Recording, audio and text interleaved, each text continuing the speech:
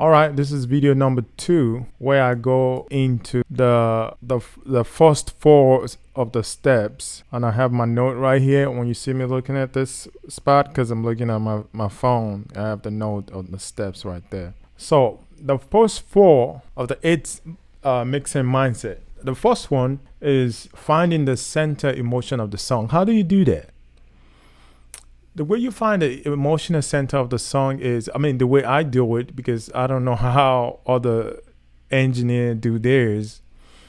I'm a producer and a musician first before I became a mix engineer. So my experience is always coming from a musical and a place, not a overly technical side of things. So as a producer and a musician, songwriter myself, when I have a mix before me, maybe it's something that I didn't produce or something that I produced. So you want to find the center emotion of the song. So you want to ask yourself questions like, is this a dance song? Or is it a song that makes you think? Or is it a sad song? Or is it a vibe type of song that you could just drive to? What's the message of the lyric?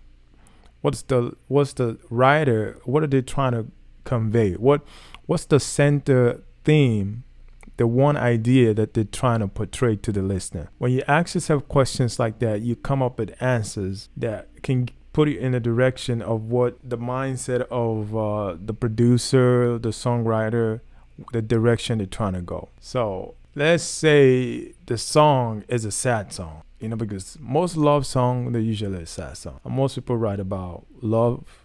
Let's say it's a sad song, a breakup song. The way you will mix a song that's a breakup song is different from the way you will mix a song that's a happy, dancey song. The way you will use your frequencies and the way you will mix your vocals, the drums and everything, it differs because the emotion is different. So that's how you find the emotion of the song. So number 2, use a lot of harmonics.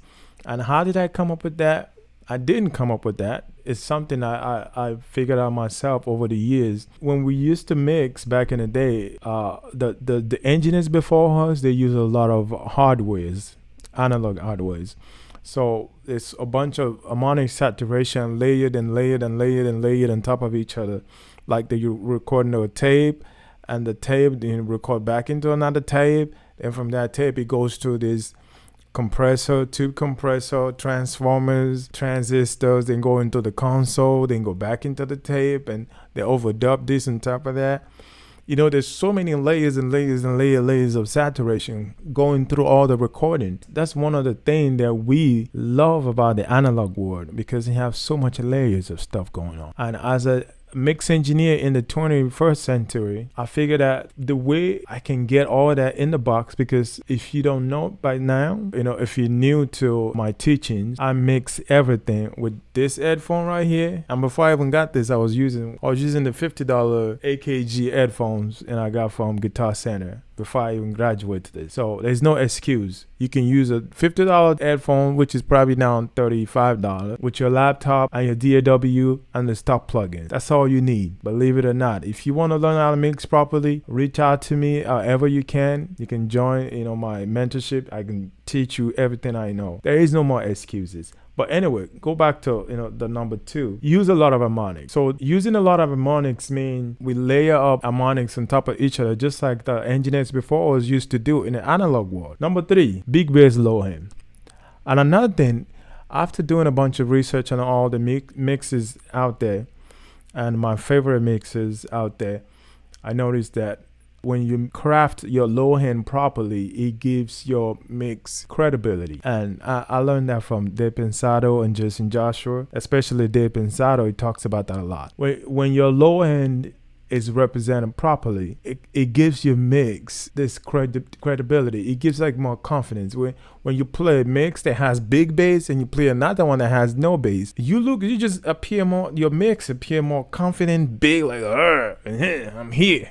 And the one with no bass represented properly, when you have your kick canceling, your bass and everything is more muddy, it just appear like wimpy, big low end. That's another mindset. Then number 4, expensive vocal. I also learned this from Dave Pensado. Your vocal is the most important thing in the song, because the vocal is the storyteller. The vocal tells the story. And when you have a mix where the vocal is upfront, it's clear, it's clean, high quality, expensive vocal, all of a sudden the artists become more bigger. It become bigger than what they really are. You make the artist sound like a star. So that's why it's so hard to get your vocal to sound good. And if you watch all my other videos, I actually simplified it for you how to get your vocals to sound professional. It's laid it out simple. There's a video that I made with 3 plugins to get your vocal to sound good. Then I did another one with 6 plugins. I think I probably would do more videos in that. So this is the first 4 of the 8 mindset to get your mix to sound professional. So we're gonna do another part to talk about the last 4. Stay tuned. Boomy Solomon, NoBSMixing.com, GSoulProduction.com. Have a good one.